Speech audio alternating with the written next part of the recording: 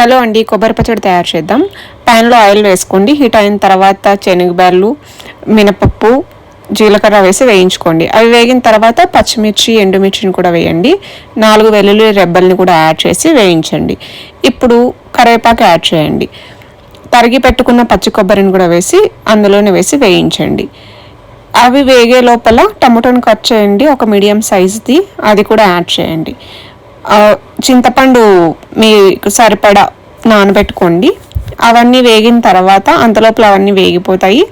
అవన్నీ వేగిన తర్వాత చల్లారిన తర్వాత మిక్సీ జార్లో మీకు రుచికి తగినంత ఉప్పుని యాడ్ చేసుకొని మిక్సీ పెట్టండి. చాలా టేస్టీగా ఉంటుంది. మనం ఎప్పుడైనా ఇంట్లో కొబ్బరికాయ కొట్టినప్పుడు లేదంటే టెంపుల్స్కి హాఫ్ చిప్ వేస్తారు కదా, అలాంటి వాటికి ఇది కరెక్ట్గా సరిపోతుంది. టేస్ట్ కూడా చాలా బాగుంటుంది. మీరు కూడా ఒకసారి ట్రై చేయండి. టేస్ట్ ఎలా ఉందో కామెంట్ చేయండి. మన ఛానల్ని సబ్స్క్రైబ్ చేసుకోండి.